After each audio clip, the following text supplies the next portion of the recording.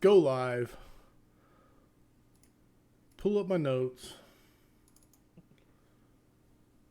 Corley Moore, Firehouse Vigilance. It is weekly scrap number 72. Guest today is David Woodward. He has 24 years in the fire service. He is the training officer for Lake Ozark Fire. He is the founder of the Revolutionary Fire Tactics at the Lake, the owner of One Warrior LLC. He is a husband, he is a father, and David Woodward, it is my pleasure to have you on today as the guest of weekly scrap number 73. Welcome, brother. How's it going, Corley? Going very, very good. So excited for tonight. Yeah, happy to be here. Excited. Got Blizzard Palooza bearing down on us, and hopefully the internet stays good and everything. It hasn't had no issues. But to everyone watching live, if you have questions for David or myself, please do not hesitate to send them in the comments. Did I miss anything in the intro or anything you'd like to add? No, I just happy to be here, and hopefully tonight we have a good time and share some experiences, and just try to make a good impact out there. So. Awesome. All right, I'm going to kick it off right from the get-go and jump right into it and hit you with the Revolutionary Fire Tactics at the Lake, which is an awesome name for a conference. So just talk to me about how it started, where it came from. It's go. Okay. So revolutionary has kind of became a fun term in this whole mess. This has been an adventure over the last 4 years, and the revolution, the name and the idea actually came from my wife. Long ago, like several years ago, I went down. I think it was the very first Water on the Fire conference with Kurt Isaacson, and I got done. I was like, man, these are the tactics that I'm really would like to see.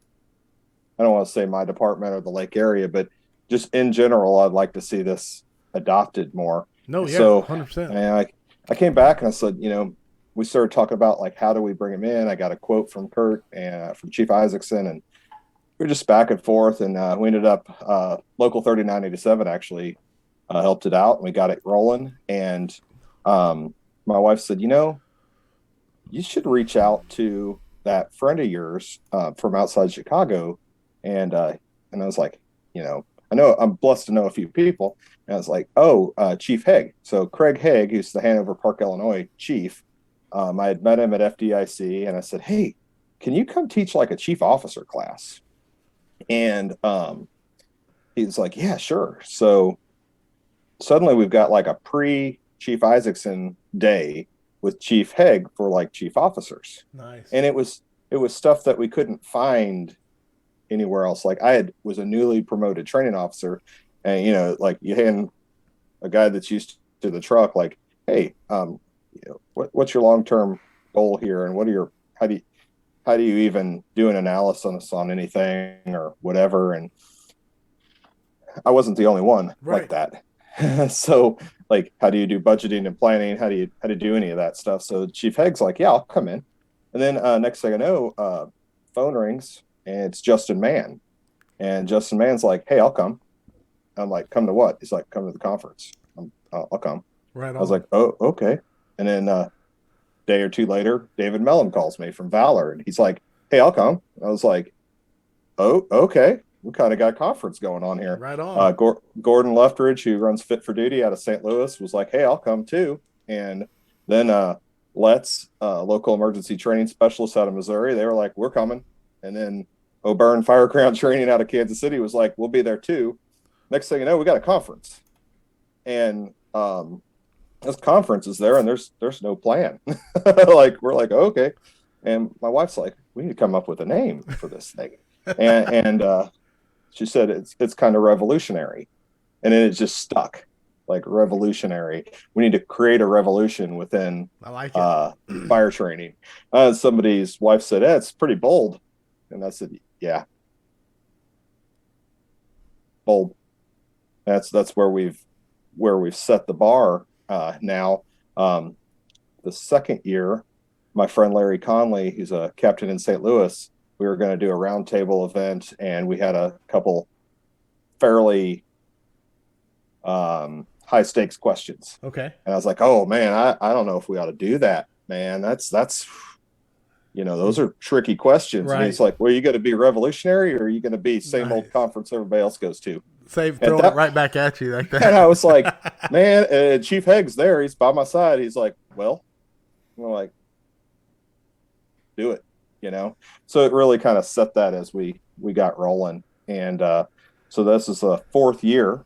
So Local 3987 was the recipient of the funds of any proceeds the first couple of years, and Lake Area Fools are now the second, have done last year and they're this year. And how we've set that up is, the origination of concept came from us, and then we're working out to where there's a beneficiary of any funds that come from it. So we don't make any money for this. This is our passion and our love, and it all goes towards what the Lake Area Fools need. As you guys know, the Fools are really good about giving it back to the community and firefighters in need. And absolutely, it's been and 3987 was fantastic as well. So it's just been a whirlwind the last few years as we've gotten this year, which is it's incredible this year. So the name has kind of driven the attitude of the conference.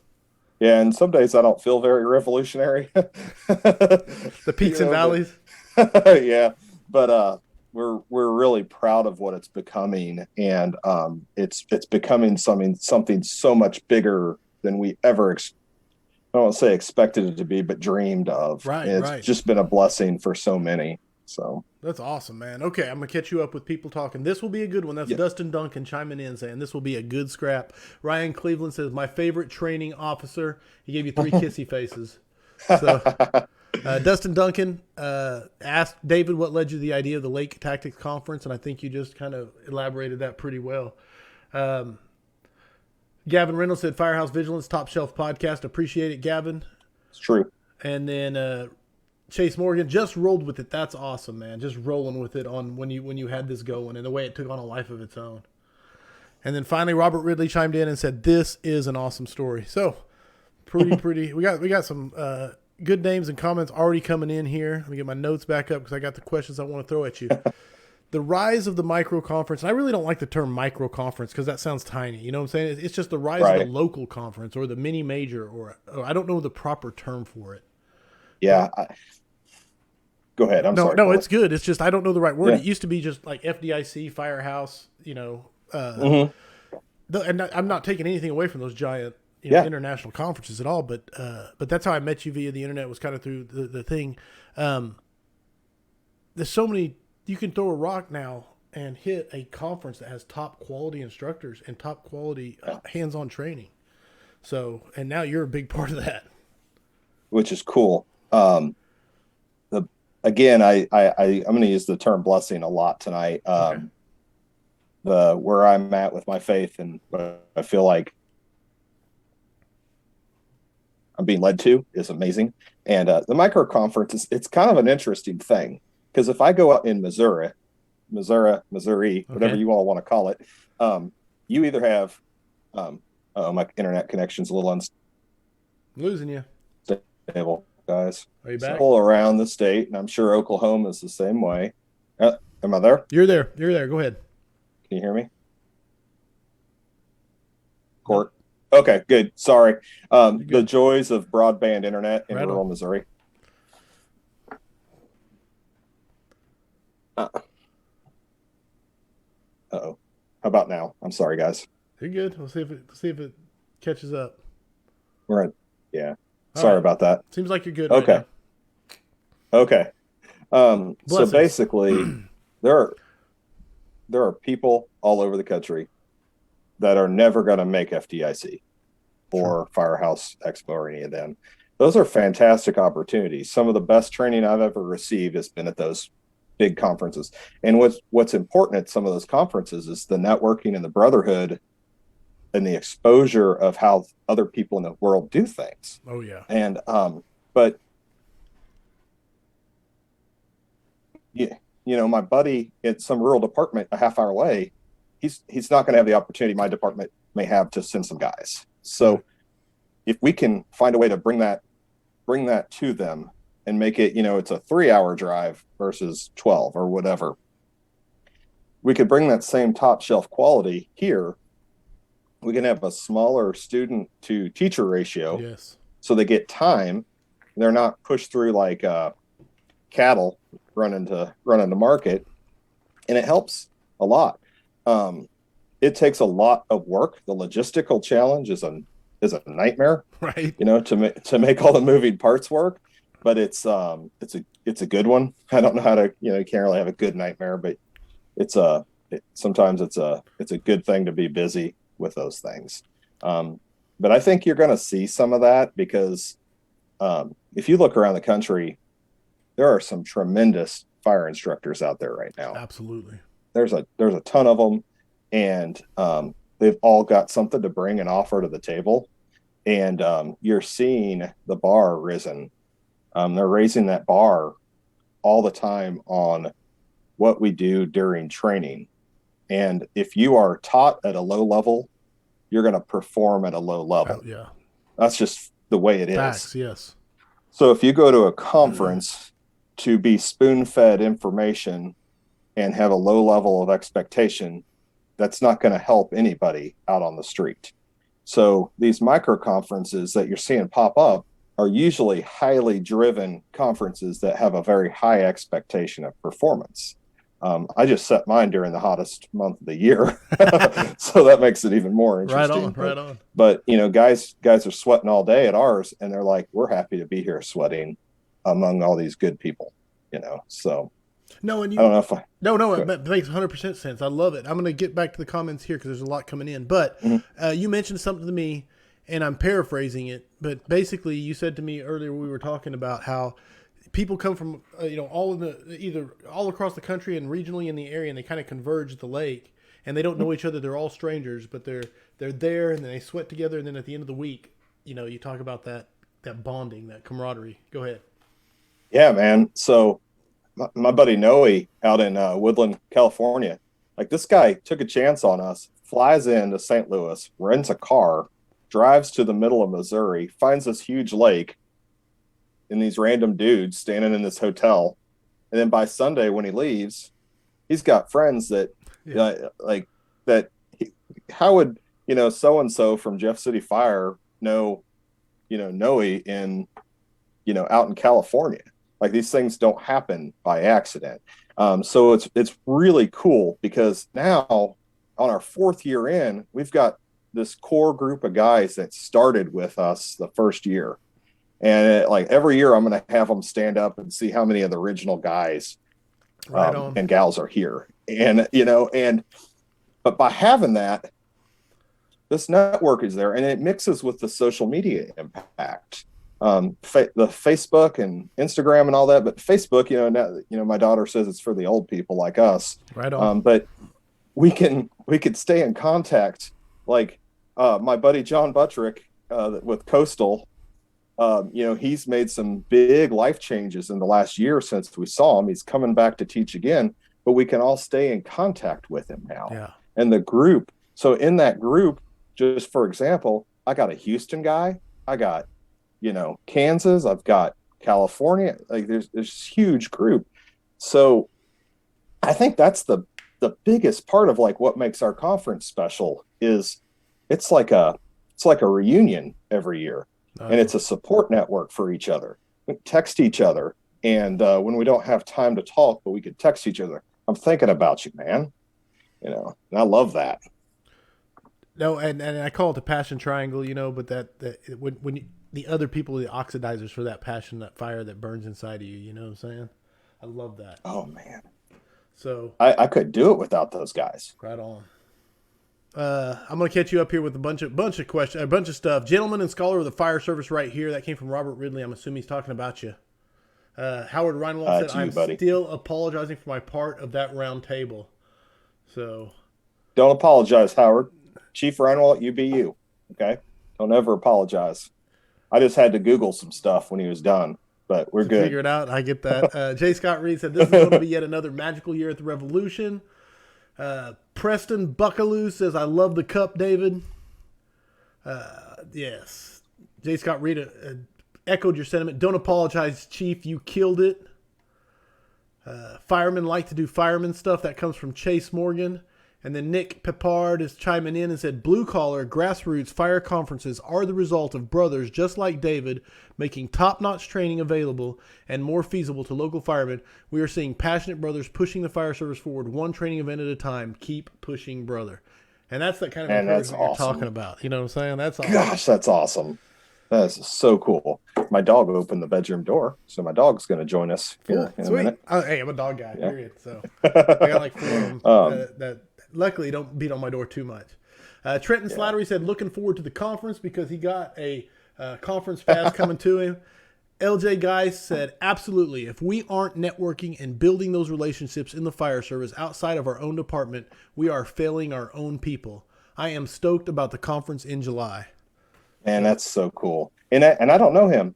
You know, we're friends on LJ's Facebook. A solid dude, yeah. Yeah. All of a sudden, this guy I don't even know. I think he's got like a canoe in his picture or something, you know. He's sending me all these supportive things. And I'm like, I don't know who this guy is, but this is so cool, right? Your boy Trenton, he helped out Robert Ridley and myself this week on a huge deal. So I'm excited to see him here this summer because I owe him, owe him a coffee or a soda or another beverage of his choice. Right on. You know, but good kid. Tells me a lot about the culture where he's growing up, which is cool. You know. No, it was a good deal. It was a good deal. I'm glad it worked out for everybody involved. And so, reigniting passion. Yeah, okay, we got that. So I hit Jeremy last week. Jeremy Herbst was on last week, and I hit him up with this question. I'm going to throw it at you, which is advice you would give to someone who woke up one day and said, I'm going to have my own conference. Yeah. So I'm inclined to say a bunch of smart aleck stuff. Sure. Like don't do it or, give up or whatever. But I would say if like you feel like you're compelled to do that, you need to give it your shot. Understand it's going to take a lot more than winging it. I started out just throwing stuff at the wall with this thing. And it is every time you don't stick to your plan or every time you don't follow through on what you say you're going to do, it will blow up in your face in these kind of things. So if you're going to do it, I encourage it, even if it only happens that year or whatever, just understand that like at that moment in time, you benefited those people that made the effort and came. Right. So if you feel like you're compelled, like I felt like I was compelled. And as my wife and I started working on it together, it became really clear very quickly that this was a good thing. Then go for it. Don't be afraid. Because like, one of my favorite songs is Fear is a Liar. And if you let fear get you on this, you'll start feeling like you're not good enough to get it done. You've got to push through that. Okay. So do it. Fear is a liar. I'm going to keep drinking my coffee. All right. Mm-hmm. Someone did write mention that down. the cup. Yeah. So he's got the Coastal Fire. Is that the training? If training is not the number one, which one is that? Oh, hold on. There you go. Figure out how to get it. Yes. That's the one that sits on my desk at my office. Yeah. I don't take it to work anymore and it's okay. I don't need to scratch it, guys. It's my pin holder. It's my pin holder, and it sits there on my desk facing out to anybody that comes in, so they kind of know where I stand on the whole thing. Yeah. Derek Abbott said, hey, David, relax and keep it up. I think you've been very relaxed. I think you're top-notch right now. Yeah. Derek is a really good friend of mine. He's up at Columbia Fire Department in Missouri, and Derek is single-handedly one of the people that, you know how like your wife can tell you something 100 times. And then some random fireman will tell you something. You'll be like, that's a good idea. Right.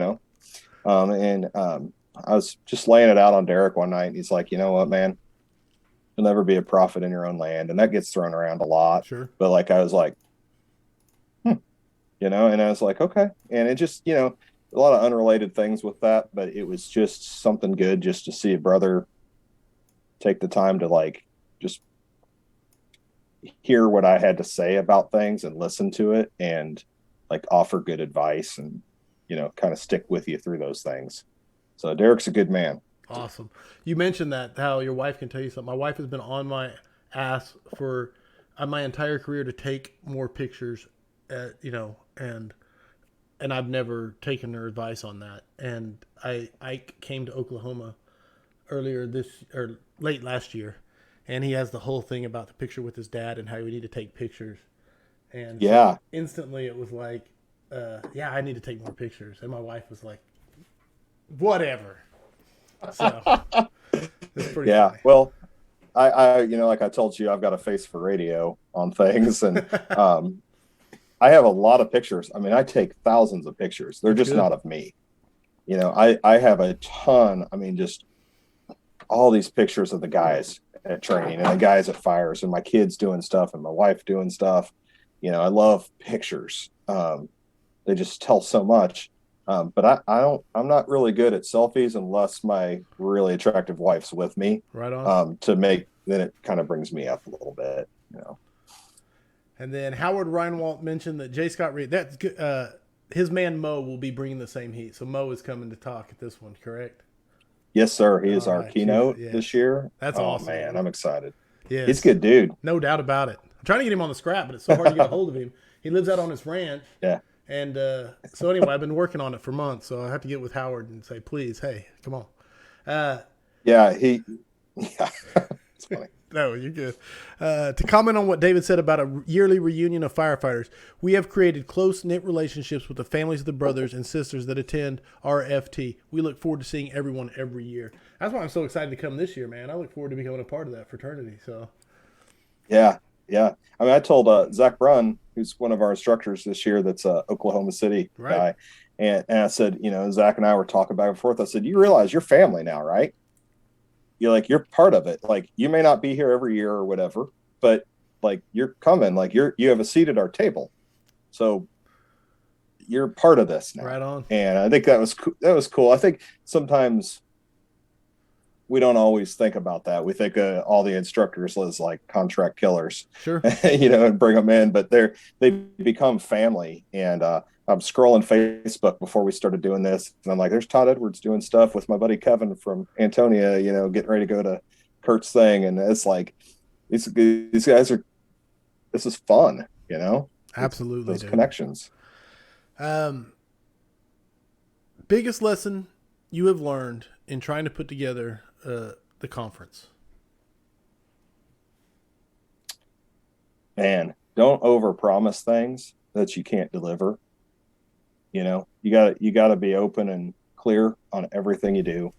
I always joke that I'm the son of a car salesman, so you could spin everything. And, right. But I mean, in all actuality, you got to make sure you don't promise something you can't deliver in this kind of work. And don't ever lie to people.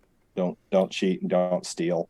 And I think that's just massive in this whole mess.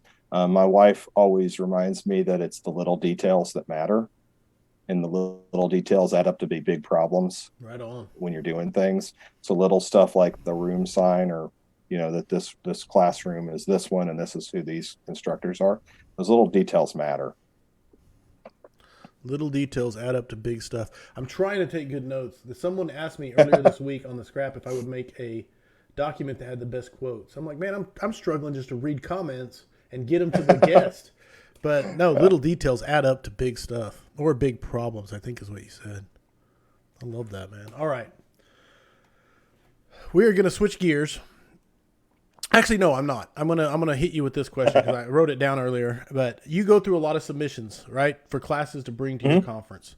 If there's a person out there that says, "Man, I have this class. I put it together. I really want to try and bring it to a conference," what advice do you have for that person who doesn't quite know what to do?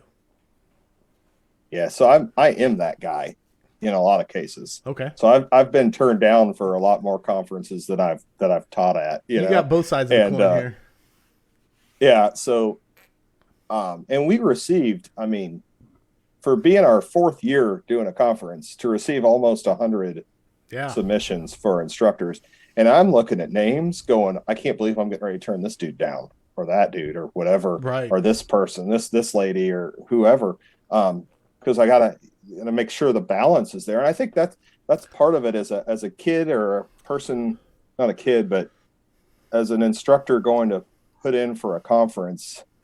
It's important to look at the balance of what you're, what this particular conference is about or that one's about, and see if what you have is what they're looking for, if that makes sense. No, absolutely. And then be thorough on what you're putting out there. I'll get them that they don't even fill out, like the questions that are on it's a WUFU form, fillable form is all ours is. And there's red asterisks there because that's pertinent information for us. Fill those things out, because if I'm going to spend an hour chasing you down to ask you a question about a reference, like I check up on references. That's a big deal. I need to know the people you run with. I need to know those things so I don't bring somebody toxic in to an environment that's been extremely hardy in producing performers. So I've been really blessed. We haven't had a dud yet, and that's pretty cool, Right. But hey, be thorough on what it is. Make sure your objectives, what do we want to get out of this class that you're presenting? Make sure that's right up front and easy to understand. As I'll get them where it's like a 16 paragraph cut and paste thing into the app, and you're half asleep reading through the thing, right? But then I filled out applications at other conferences that wanted that, in a 300 word minimum, tell us about this, and I'm like, 300 words for a guy that talks a lot, I'm not going to come up with 300 words, right? To type. But and don't be afraid to put in for those conferences. Don't look at yourself and be like, I'm not good enough to, I'm not, Jonathan Brumley or whoever, so they won't pick me. Don't do that. Right. Because what you've got to offer is as good or maybe better than some of those guys that are out there. Because what you've got might be more applicable to that audience that's coming to that conference. Right on. So hopefully that answered that halfway good. No, yeah, absolutely, man. Switching gears on you. Now I am going to switch gears on you and talk about One Warrior. Okay. So, you and your wife are the owners. Talk to me about where it came from and its mission. So go ahead. Yeah. So One Warrior started as really a dream or a passion that it's a really strong belief that one, and it's from that old quote, and that quote's been thrown around a lot, out of every 100 men, da, da, da, da. But that one that brings the others back always resonated with me, that no matter where you're at in any of these organizations, one person has the ability to bring the rest of that organization to I keep wanting to say profit. That's not the right word. We can improve the organization. That one person can bring those others back for that. Right. And so we kept going back and forth. And the helmet is a special thing, because it's the helmet of salvation kind of mixed with a fire helmet, and it's just kind of the Roman helmet. It's that's that warrior thing, and it just kind of came my wife and I, just sort of like Revolution. It all kind of came together. Right. Within that same amount of time. And it kind of came in a realization that I can do this stuff and no one's going to tell me I can't do it. This is ours. Right. This is something we're doing, and this is something we're pushing. And if people want to come with us, you can come to this conference, or you can come to the stuff that I'm doing, and you can go back to your department, and you can kind of infect that department with this attitude, and you can bring others back to your organization. So we just kind of formalized it into an LLC, and we got rolling on it. So it's kind of undershadowed to the conference probably a bit, because the conference has been, just more public, huge. More public and stuff. And I don't talk about One Warrior enough, but it's a huge part of my heart.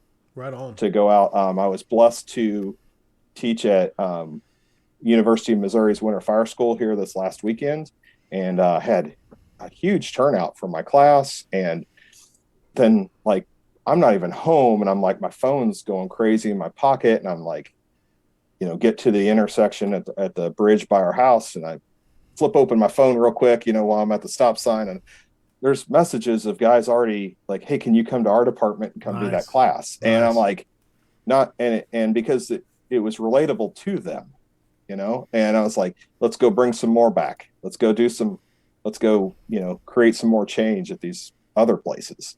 So it's just really, it's important to me to create that growth in people.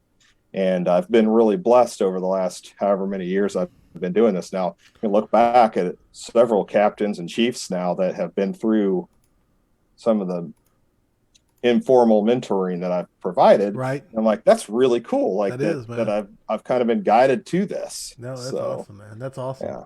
Here's the deal. And I've heard the saying, there's 100 warriors. Out of 100, there's one warrior.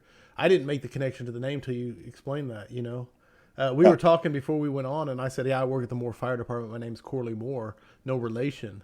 And it's like I never made the connection. So that's awesome, man. Dude, that love that mission statement, that attitude of one warrior. I love that. Yeah. The first time I saw that, we were like messing around looking at stuff. Like, I think honestly, it's kind of funny, but I think we found that on Pinterest. And I was like, what is that? We were like looking at like bathroom tile. And I was like, what is that? And I was like, that's the coolest thing ever. And my wife's like, be the one. Right. Be the one that bring the others back. And I'm like, she's like, that's what you always are. That's what you're doing. That's what you talk about all the time. If I could just get this kid or this guy to start doing something. And it's like, man, that fits. That's cool. That's my jam. I like that. Brother, there was a question I have written down here. I'm skipping to it now because we're right in line with it. It's like, what is the answer for a firefighter who works at a place where he feels like their passion is being stifled and there is no love in the culture for passionate love of the job, the craft, firemanship. So, and it ties right into one warrior. But go ahead. I'll throw that at you. Yeah, no, you're good. I get that. I know what that's like in different places in my life. And we go through seasons where things are hard and things aren't as hard, and certain days are good and certain days are bad days, and keep pushing. I think it's the first thing is like not to give up. Find like-minded people. Oh yeah. So it may not be right there at your hometown. It may be the town over. It may be at our conference or another conference like ours with a similar mentality on things. Network with people, find people that have the passion that, like, man, it's infectious. Yes. When I'm around guys that want to work hard and do stuff, that is infectious. If I'm around the other, it can be infectious. Oh yeah. If I'm not careful. Excuse me. And I think, do not let it destroy you. Don't let it take who you are away from you. Like, cause that's not fair. That's not theirs to take from you. That's yours. So if you want to have passion and you want to be the only dude downstairs washing the truck because you want a clean truck. Right on. And while you're there, you found 3 or 4 things wrong that would have messed up the mission, then be proud of that. And the other guys may not care. It is what it is, but don't let them take that from you. That's not theirs. That's yours. That's powerful. Dude, I love that. Don't let them take that from you. And Chase Morgan said, join your local fools. And David talked about it. Find like-minded people. That is so important because you will get stifled if you're alone and on an island there. Your passion will get snuffed. Unless you're just the most resilient person in the world. But if you can find those like-minded people, the fools, conferences, there's another guy in another department near yours that is in that same boat. Find and get with him and feed on each other. So, sorry, go ahead. No, you're good. I'm just sitting here. I like it. Yeah, we both probably have the gift of gab pretty good. And it's really important to have friends. And like I say, in today's world, we don't have to be next door to each other. We don't have to talk every day. Or we don't have to, but being able to like send a picture of a fire to somebody and ask them a question or whatever, just to have that back and forth with each other. That's one thing I really appreciate about a lot of the relationships that have came out of like the revolution is they always make time for me. I'm not above having a bad day. Right. just because I happen to have this thing going doesn't mean like I'm, smiling every day, so we all have to be able to watch each other, and it's all levels. Just because, different guys have different successful things or good things going doesn't mean they don't have bad days too. So really, staying in touch with each other just wraps right back into that. Dude, that's awesome. I'll do comments real quick. Which we had Join Your Local Fools from Chase Morgan, Crew First Culture. Jeremy Sanders chiming in saying networking outside of your organization is crucial for protecting your passion. He is spot on. Yeah, Jeremy's coming this year. Yes, another guy coming up there. I Facebook stalked him right after like we announced it, and like is it LJ guy, like different guys were like, holy, you're coming, this is cool. He's like, yeah, they're letting me in or whatever. But like, it took me, well, Justin and I go back to the beginning. Right. And when Justin's like, this is my captain. Right. I'm like, oh yeah, you're in. We got a little bit of cred. That's, you know what I mean? Like, two extremely solid dudes. Yeah. Really good people. And that's what I care about a lot is I want good people here, Right. And so I'm excited. I hope I get to sit in. That's one of the tough parts about running a conference is when you have 4 or 5 classrooms going and different hot classes going. I don't get to go to any of my own conference classes. So like running around putting out fires, making sure everything's running smooth. Yeah. I'm like, we can get printer ink instead of listening to Mo Davis talk or whatever. Right. That's exactly what I'd rather do. Sure, I'll go to Walmart. Right. So yeah. No, I'm excited to have him, and I'm excited to hear that class because I don't know if we're the first time they've presented that at a conference, but I know I think we're fairly early on. So Jeremy, if you're still on cap, I'd be curious on that, because we're excited to see it out there, and it's almost full. No, it's one of the ones I signed up for. Not to plug, but it's almost full. It's one of the ones I signed up for because I'm anxious to hear him and Justin both speak on that. Good. I'm only going to be able to fit so many people in that classroom, right? And I've already got like quite a few seats filled. It's just like the question I asked you about what do you do when you're alone on the island? It's a class directed towards that. Yeah, absolutely. And I love that that's not a taboo thing. I love that all this stuff is out there now and none of us are hiding it. Like there are no secrets in the fire service. There should not be secrets in the fire service anymore on this stuff. We need to be sharing everything we know with everybody. And learning everything we can from each other. No, and you said 24 years in the fire service. I have 24 years as of February 3rd. And so we're both kind of in the same frame. And I'm going off on a tangent. You're going off notes. So. Oh, I love it. But no, I was talking to a lieutenant in my department yesterday, in fact, and we both have about the same time. And when we came on, it was just shut up, keep your mouth shut. This is the way we've always done it. Do what you're told. You know what I'm saying? And there was no recourse because the internet had not really come into its own yet to where you could look up and say, well, why are we using automatic fog nozzles? You know what I'm saying? Right. And say, why are we doing this? Or insert whatever, what do you mean? Yeah. And so the amount of knowledge, and it's good and bad, but the amount of knowledge that's out there now that was not available 20 years ago is unreal. Mm-hmm. So, sorry. Oh, my gosh. Yeah. So, I started out on 95 gallon a minute fixed Marauder old Akron nozzles that the little spinny part didn't spin anymore, right. An 1.5-inch hose and a 1973 Howe pumper. And it was tough going at Johnson County Fire, my first department outside of Warrensburg, Missouri. And but one thing that I had advantage on that a lot of people in the 90s didn't have, because I know exactly what you're talking about, just be quiet, do what you're told, follow direction. That's that early Gen X into the baby boom world. And then we were at the tail end of the baby boom and getting ready to be the tweeners, tail end of the Xers, getting ready to be millennials. The Zennials is what I call it. Yeah. I was really fortunate that the people I was brought up under shared everything. So that has been where I've been on things forever because of how those early on leaders were with me. So they knew that from 8 in the morning till 5 in the afternoon, it was up to the kids to put out all the fires until they got home from work. Nice. So a bunch of 18-year-old kids are riding out of town on fire trucks, climbing into mobile homes with like 1 or 2 guys on scene. And then eventually an MFA propane truck or something would show up with a volunteer in it, and so like I was given that opportunity early, like, hey kid, here's how this stuff works. I had plenty of be quiet and listen and quit talking. I had plenty of that. I was a mouthy kid. Gosh, I don't believe it. Oh my gosh, I knew everything. Right. I was like 30 before I quit. Anyway, I'm still doing it, probably too much, but so that was a big thing. But that knowledge thing that you mentioned is big, because that's one of the things.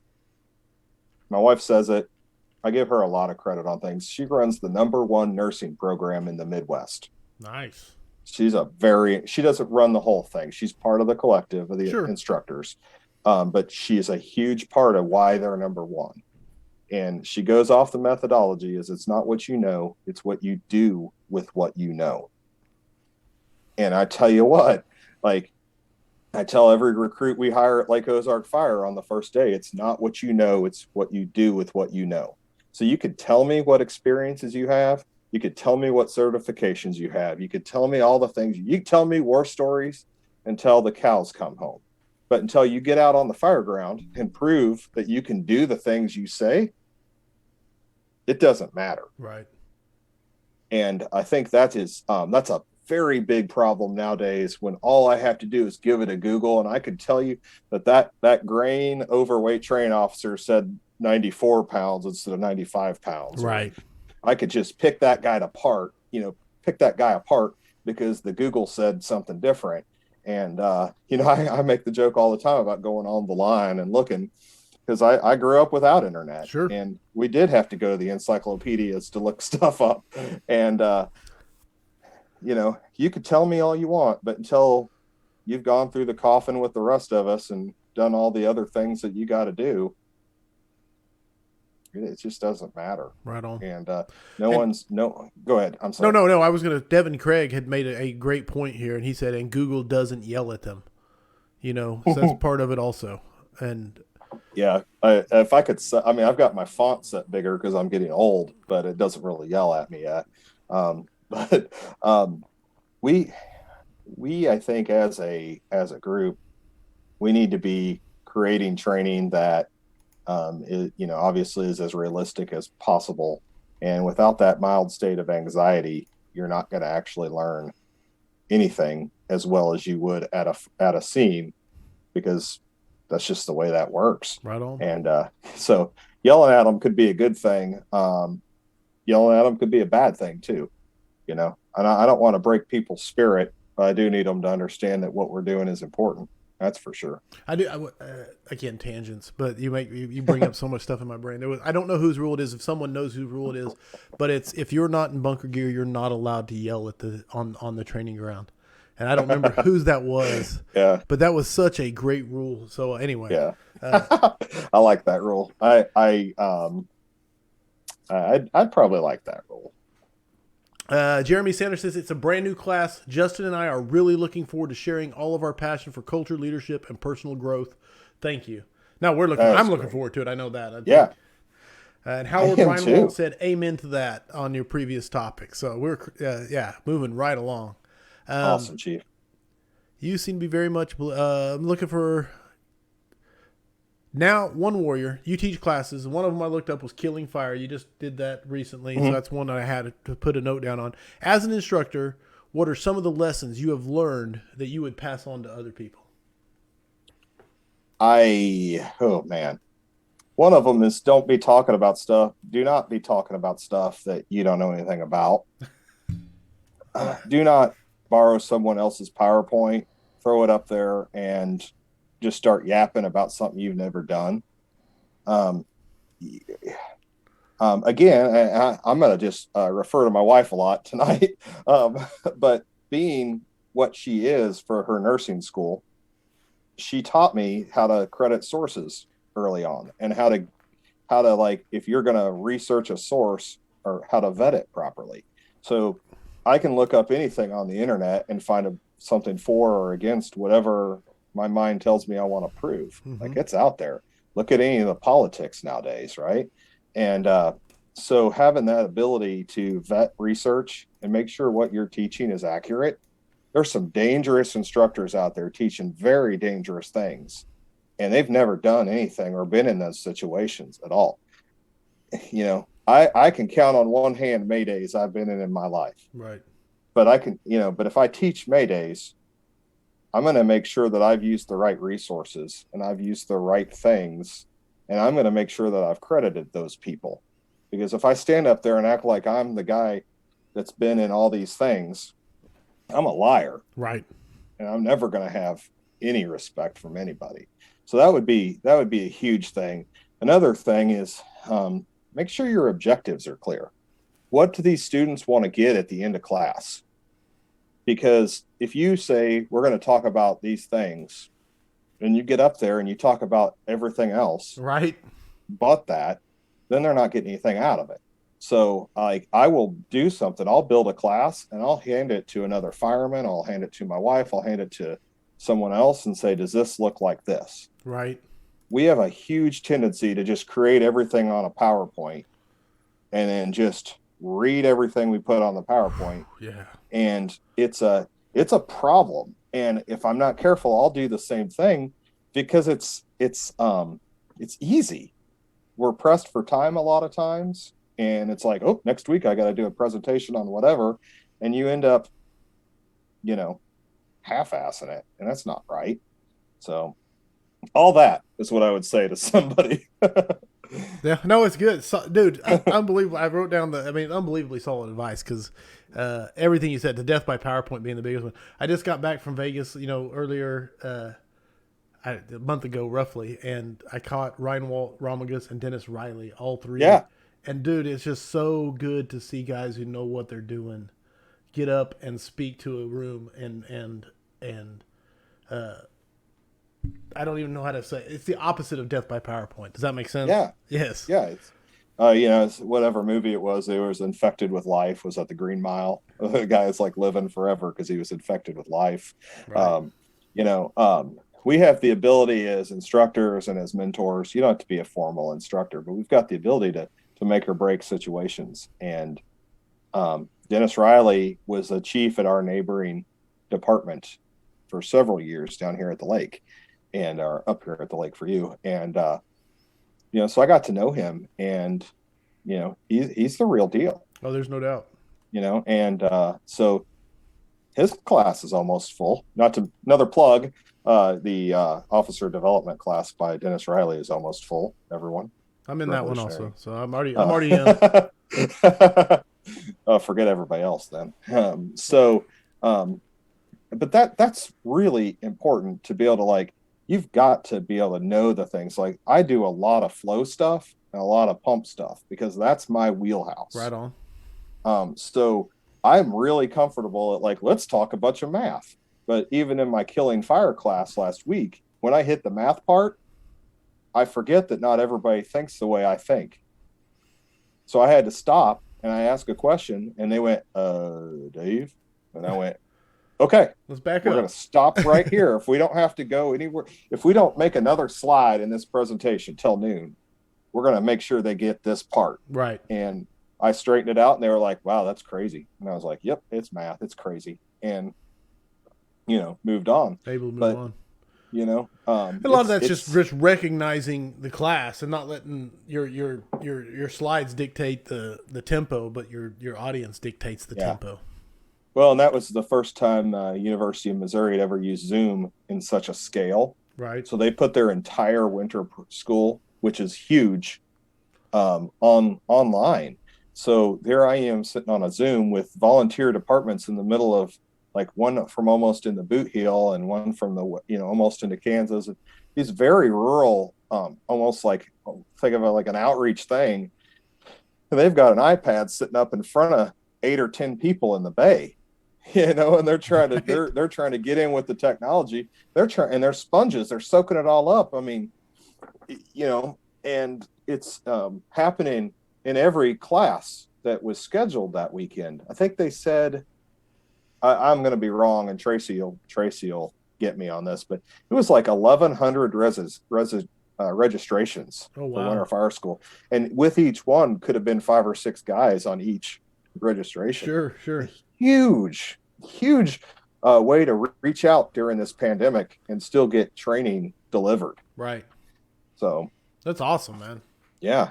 All right, I got one more question before I move on to books and the 5 questions. But I got two because I'm having fun. So, have you personally been more impacted by bad leadership examples or good leadership examples in your personal career? Good leadership examples. I can go down a bad leadership road. We all can. We all know examples and say it, but the good ones are the ones that that kind of hold me grounded. I like that. Because I've got days where I'm probably not a very good leader. And I've got days where I've been like, woohoo, I'm pretty proud of myself today. Yeah. No, absolutely. But those good ones, especially those ones early on, I hear my old first lieutenant, Larry Egan, going, Dave, it's probably not a good idea, and I hear those positive influences way more than I hear the negative influences. The negative influence, because they can bother me, but you got to learn to let that go. And you got to go back and focus on those positive people. So I say positive all day, every day. That's awesome. Positive. It's a mindset. Who has been, and I hesitate to throw this question at you, but I want to hear it. But who has been your favorite instructor speaker to go and hear, and why? And I know you got a lot of friends, and so, yeah. But I feel like I gotta say Howard right now because he's been the most engaging tonight in the thing. But I really appreciate Justin Mann a lot. He's probably, not to discredit any of the others. Craig Haig, Chief Haig, has been a very good spiritual and personal mentor for me for the last several years. They are really, him and his wife Beth are just fantastic people. So he is, amazing every day for me if I need it. Justin has been huge because I went through, and I don't want to go too far into this, but we can if we want to, if people want to. But I did this thing called SoulCon last year, and it was basically a faith-driven exercise program that basically you give up these things. Like I drink more creamer than coffee, and I was really into, addicted to a lot of sugars and a lot of things that, sure. and basically it was give up the fork and pick up the Bible. And Paul Varon, who's an instructor for the O'Byrne guys out of Kansas City on Rescue 9, mailed me the book and mailed me a handwritten letter about, I want to help you make your journey into faith better. And then Justin Mann calls me and it's like, hey man, I want to talk to you about this too. And then Craig Haig is like, hey, you need to listen to these guys. No doubt. So it's like a trifecta of people that have been teaching, with the revolution throughout.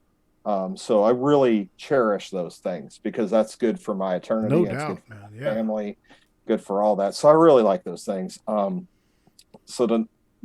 would have to say probably Craig, probably Chief Haig would be my favorite out of the whole thing. And he's kind of the sleeper in the bunch because people he's not a household name all over social media like some of the other guys are.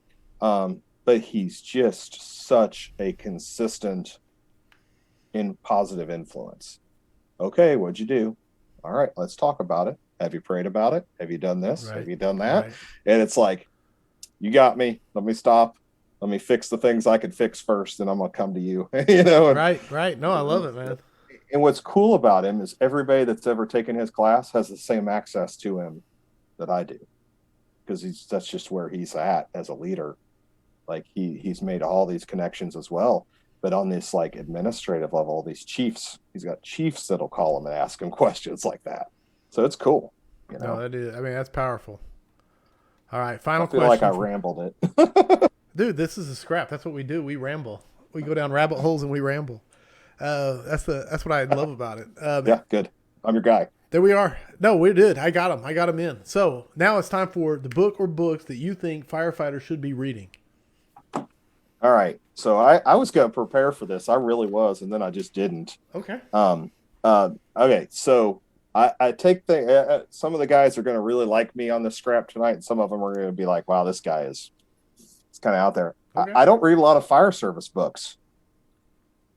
I have read them. I've read First In, Last Out, and I've read some of the stuff. But what I have found very beneficial for me personally is I read a lot of war books, and I like read like I read General Patton's biography several years ago, and I learned all about the things he went through, and as a leader, and like getting passed over for different field opportunities going into World War II, and just learning all these things. Was it On War? Is that the one? I think. What's maybe? that? On War. Gosh. On War. I think. I bet. Anyway. Yeah, it is. It's about this thick. Yeah. I mean, it was good.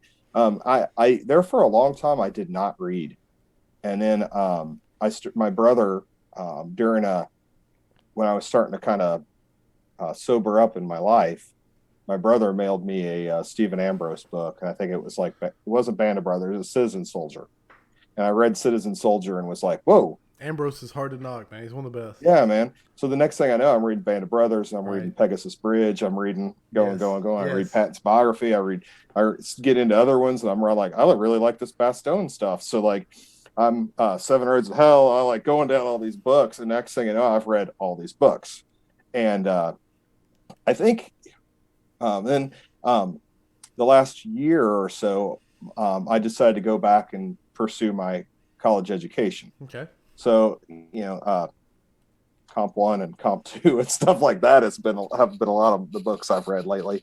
But I had an assigned reading this last year, and it was a book called Biohazard, and it was about the USSR's development of bioweapons during the Cold War. And it went all the way through. This guy defected to the United States at the end of the Cold War to survive.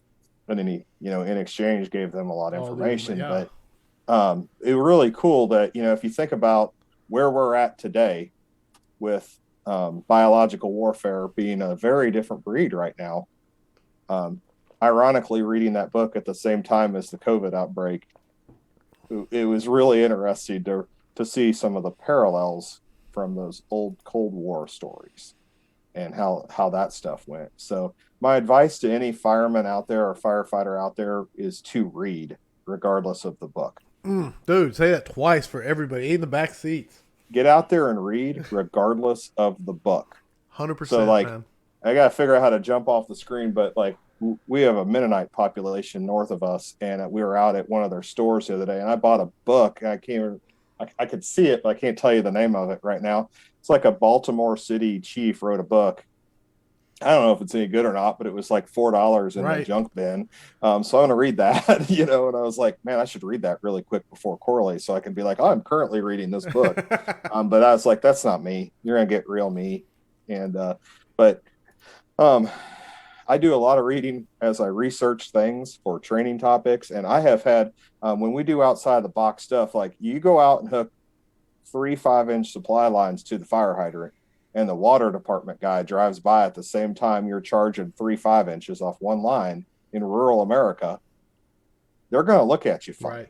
So I had to have that backed up with like actual sources and stuff like, hey man, here's what we're doing. Per our agreement, we're staying above 20 pounds of residual pressure, and we're doing, but we're doing this, and here's the article I read, and here's my sources.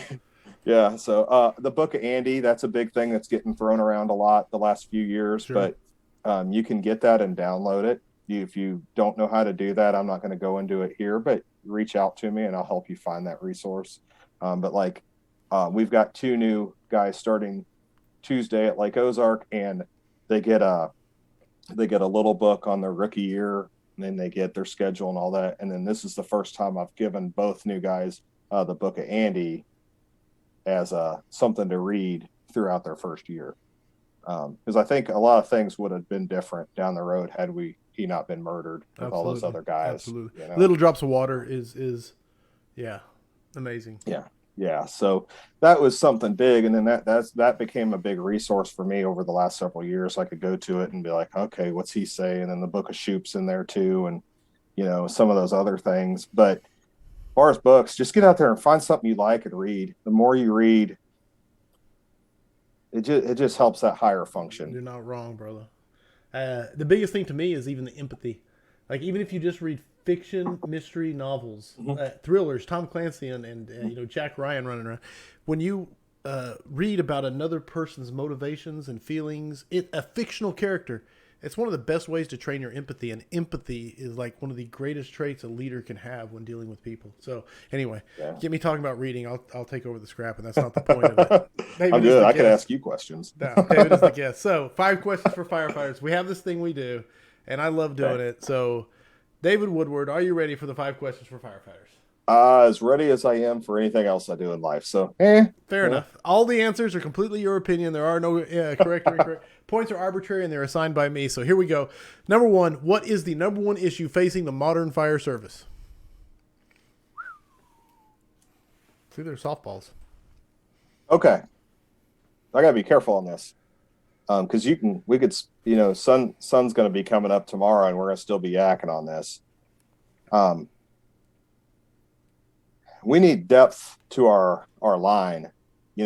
Football teams need depth, and we need everybody doing everyone above them's abilities, and we need everybody above to be able to do everyone below their abilities. So I want to be very clear. I'm not talking about my organization when I talk about any of this stuff. Absolutely. But COVID-19 has really shown where a lot of leadership is, or the depth to the line on a lot of these departments out there. And we make arbitrary rules and things that contradict each other. And we just really have a lot of murky water floating around the fire service right now, in my opinion. I think we need to find a way to clarify responsibilities and roles again. And we need to make sure that people understand there's a difference between a manager and a leader on certain things. We need to, like I said, I'm going to tangent this thing to death, Corley. That's what we do. People need to understand they don't have to have rank to be leaders. The salty backstep guy should have the right to teach his new kid how to be safe and how to do his job effectively. We gotta. I think let's wrap it up, and let's under the term of let's just unhandcuff everybody. We need to just get everybody's chains off of them, because everything gets wrapped up into some form of well, I can't do that because they said I can't, and they said this and they said that, and I'm not an instructor, so I can't teach him this. Right. And everything gets wrapped up in all these arbitrary rules. And I catch myself in them all the time. This certification in this 8-hour class and this. Yeah, and this, and we're worried about all this stuff. So I think figuring out a way to unhandcuff the fire service from all the junk that's got us all wrapped up into these. It's almost like it's just sludge. It feels like sludge to me. Losing sight of the mission through all of the fog of we've got all these things going on, and we've got way too many projects to be able to effectively manage any of them, and we've got all this stuff going on, and then we got and again, I'm not saying my place, I'm just saying stuff. We've got captains that are telling firemen out there, it's not my job to teach you how to do this. You want to bet? Company officer, it's called the company standard. Yeah. It's called, you said I would like to wear this stuff on my speaking trumpet things, right? So we have this huge world out there of it's not my job anymore. And we've got this huge world out there of you shall not ever do these things because you're not that rank, or you're doing this. And then we get end runs where people are going around everybody else. It's just a bunch of, I don't know what to call it, So that's my answer. Dude, I love the answer. I love the Whatever answer. that My is. question for you is, and you get me talking here, like you said, we'll be going for a while, is doesn't that require a whole lot of trust coming down It from the does. top down and bottom up? Yeah, if you can't trust your bosses and your bosses can't trust you, there's a problem. A little doubt. And that's all I'm going to say about that. On that, I think if I can't trust, it's just like anybody that's messing around with us with the conference. If I can't trust you, then we got to figure something else out. It's any good marriage. We're at the fire station a third of our life for the rest of our life, Yeah. or whatever else. Like any of these relationships that we're around these people a lot, trust has got to be there. And if it's damaged, you it's time to you got to ask for forgiveness and you've got to build it back. Get it back, yeah. And it may not be immediately. Nick Papard said, "Make your team so good that it's hard to pick out the formal leader." Mm-hmm. I think that's the ultimate goal of Yeah. a highly functioning team, without a doubt. Howard Reinwald says, "COVID was the opportunity to become the fire department again and not the EMS-based fire department." Man, I like that topic. I may have you on, Howard, just to elaborate on that. So come back and we'll do another scrap just on that. John Schilstedt III said, "We can't teach experience, but our experience should be able to guide them in the right direction." A lot of wisdom in that. Mm-hmm. All right, I'm getting sidetracked from the 5 questions. So question number 2. Here we go. But that was just one? That was number 1. Yeah, you say the sun's not up for at least another 10 hours or so. What is the thing you are most excited about for the future of the fire service? I think the opposite of what I just rambled on a couple minutes ago. I hold no secrets. If you want to know anything about something, you call me and I'll tell you. And it may mean I give myself away, as far as I give away something that could have benefited me or whatever. Like I'm a terrible negotiator. I just give everything to folks, but we have got to get past that. And I think the bright shining into this is as we see people finding each other, like we talked about with our conference, and as we see these things happening, we see these things growing. I'm seeing the tail end of my career. Right. I'm a young man still at 42, almost 43, but I mean, you think about it, I would like to have some type of life with my kids and stuff once I get done. So I'm thinking 50, I might be out. Mm-hmm. Well, that's less than 8 years away. Excuse me. So what is exciting is I'm starting to see those kids that everybody said were so bad are really doing a good job at a lot of things. And as we build those kids, I think the fire service, where it could go if the right people are doing their thing and doing their jobs effectively, we could have an amazing rebirth or reignition of the fire service. Absolutely. I really think so. No, just I mean, look at the names that are in the audience here. The names that are going to be speaking at Revolutionary Fire Tactics at the Lake. That's the future of what you're saying, I think. You know what I'm saying? Yeah. I mean, mindset. It's the Dr. Phil thing, right? It's not about you or whatever. Like if every one of us out there is not looking at the kids coming in as our replacements, right? Every one of us isn't going, it's up to me. Right. Then huge. We got a problem. We got a big problem.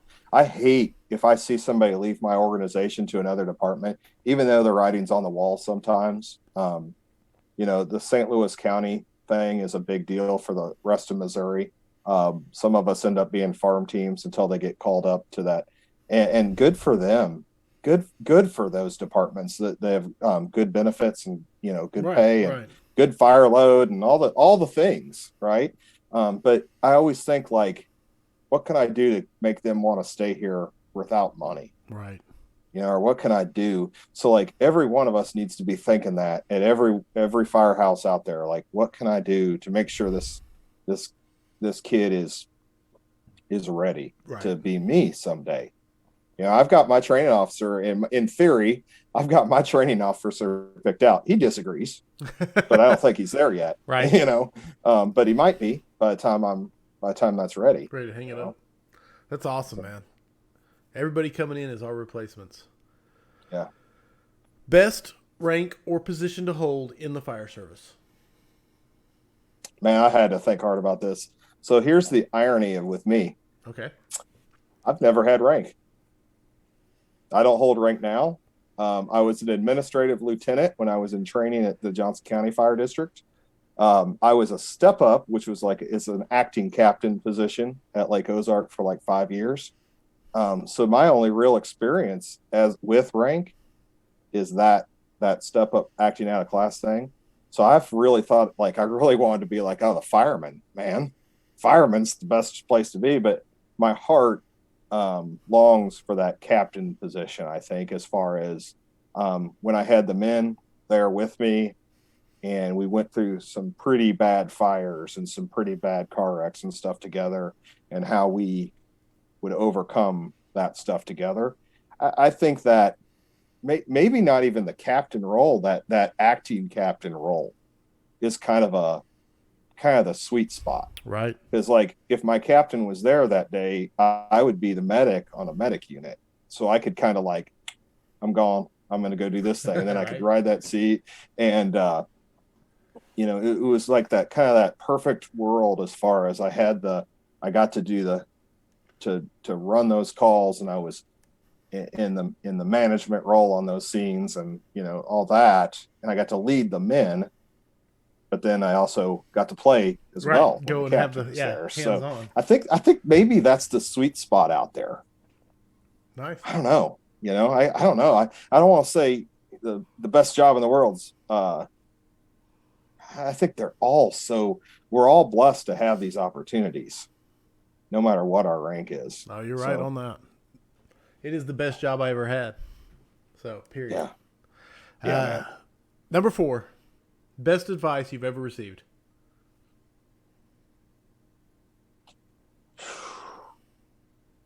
Be quiet. Nice. No, that's the polite way of saying shut up. Yeah, I talk a lot, man, and I will dig myself holes. And I think, like Homer Simpson, the only way to dig out is to try to dig up somehow, right? Right. And that'll just drive you down. Derek, that was really solid advice from Derek back then about some other issues, but and my wife's wisdom on the not what you know, but what you can do with what you know. I mean, that's fantastic advice. But I think learning to be quiet when you need to be quiet is that's good advice. And I struggle with that. I fill silence with laughter and awkward jokes, and I could laugh because I completely feel what you're saying. So yeah, be quiet. I like it, man. And it applies to so much. Yeah. I watched a little, one of those motivational clips on YouTube that pops up on your feed or whatever, and it was Simon Sinek talking about why you should speak last. And it's just a little 30-second thing, right? But it was beautiful. But it's basically the same thing. Be quiet till the end or whatever. But yeah, it was beautiful. Love that. All right. Final question. You have heavy fire and searchable space. Would you rather be assigned to the nozzle or first in on VES? Nozzle. Yeah, Cut and dry. Day. Cut and dry for me. Yeah. I mean, I got guys that are phenomenal VES guys. I'm really proud of our VES culture at my place. Nice. I have always enjoyed the nozzleman position, or that getting that line moving. And now in my position now, when we get to fire, sometimes if I'm there, one of the roles I'll take on is getting that line moving and grabbing people. And I can remember telling a kid, push the stairs. I can't push the stairs or I'm going to come do it. And he said, those stairs are gone. Okay, never mind. Never mind. Don't push those stairs. But I think that's where my passion is on that. Right on. Hey, that's it. The 5 questions of firefighters, according to David Woodward. So there it is. I don't even know if I assigned points, but you had me talking the whole time. So that usually means max points. Nice. It's very beautiful, brother. It was awesome so far. Best place to contact you: book a class, reach out, get information. Get information on the lake. What do people do? All right. So, I mean, a lot of the people tonight are listening on Facebook. So, Facebook Messenger is a good place anymore. I used to think that was a little weird reaching out to different people on Facebook, but you and I had more conversations there than we did anywhere else because it's convenient. So Facebook's fine. One Warrior LLC is on Facebook. You can follow us there, like us. Revolutionary Fire Tactics at the Lake is there. And we've grown like probably 300 followers in the last 2 or 3 days. Nice. Sean Duffy sat down and sent out like 1,000 invites. So shout out to Sean. But One Warrior LLC at gmail.com. They can email me. LakeTactics@gmail.com. They can email the conference. LakeTactics.com. You can find the conference, the schedule. On Facebook. We're gonna be ready for July. Like the snow that's coming in this next week, the cold weather, everything that's been going on with the pandemic. We're seeing vaccines are getting out there. We're seeing things change a little bit. We're seeing some numbers decline. So hopefully things are going to get a little better as spring comes, and July will be here before you know it. So I'm looking forward to it, man. I'm looking forward to it. Absolutely. I want to encourage, if you're on the fence about whether you should come or not, you need to come. You need to make it out here, and don't just listen to me on that. Like, reach out to anybody that's been there, and give it a shot. It's worth the drive. I don't want to do the Isaacson. It's worth the risk, but it's worth the drive. It's worth the drive. Okay. To a really big lake out in the middle of Missouri, but we've got a lot of really good things to offer. You're going to show up and you're going to walk in this. The Regalia Hotel closed to the public for us. Oh, wow. That's so awesome. The entire resort where we're holding the conference will be nothing but firefighters and firefighters' wives and kids, or spouses and kids, there for the conference. Whew. So if you're like, I'm not sure what to do, make it a vacation. Bring your wife and kids, and they can be at the largest swim up pool bar in the Midwest and hang out there. They can rent a boat and go out on the lake. There's lots of opportunities there. So come meet me personally, and let's hang out. Come to the vendor and networking show on Friday night and meet the people that make it happen. Without any of those sponsors, we couldn't get where we're at. Right on. To offset costs. Come Saturday night to the live band we're going to have there, and hang out at the cabanas by the pool and listen to hopefully the band we've picked, being there. We're still settling all that out, but this is going to be a great opportunity. So come here and learn from the best. Be part of something that you've always wanted to be part of, and you get my phone number. But perfect. Yeah, just give us a follow, shoot me an email, and we just go from there. Dude, I can't wait. I can't wait to shake your hand and have a beverage in July. Yeah. So it's going to be a good time. If I'm drinking coffee by the pool, it is what it is. It is what it is. Perfect. It's been an awesome scrap. Thank you so much for being an awesome guest. This week, I'm supposed to be in Pensacola, Florida. It looks like I'm not going to make it down to H-Rock, just with my kids and them all having their lives. I want to be here in case the Blizzard Palooza is as bad as they say it's going to be. Yeah. And that's just family first. So it is what it is. But I am looking forward to Lake of the Ozarks. I'll be back at CBOC. I'm going to be at Water on the Fire. So I'm hoping to see all you guys there that I was hoping to see at H-Rock. Coming up next week is Shane Bentley on the 22nd. Following that is Sean Donovan and then Jake Barnes. It's exciting. Bill Carey's coming up. Dr. David Griffin. So there's a lot of good scraps coming up as we move forward. This next week, I'm going to be looking to find someone to fill in the spot where I was supposed to be in H-Rock. So I'll be reaching out to people, and we'll see what we come up with. It'll be a surprise guest. So very exciting times. If you have a coin to go in the thing. I did not get any to show off today, but if you have one, let me know. I will feature it on the scrap and add it to my collection because you can see there's one stripe back there of coins, and we need more. So going from there, everybody, unbelievable. Scrap number 73 in the books. David, thank you so much for being an awesome guest. Yeah, it was awesome. I enjoyed it. I know I talked everybody's ear off, but that's what it's for, right? That is, man. That's what makes the scrap so fun. To everybody in the audience, thank you so much for the comments and the questions you threw our way. I hope the tone stays silent unless it's burning. Stay safe out there.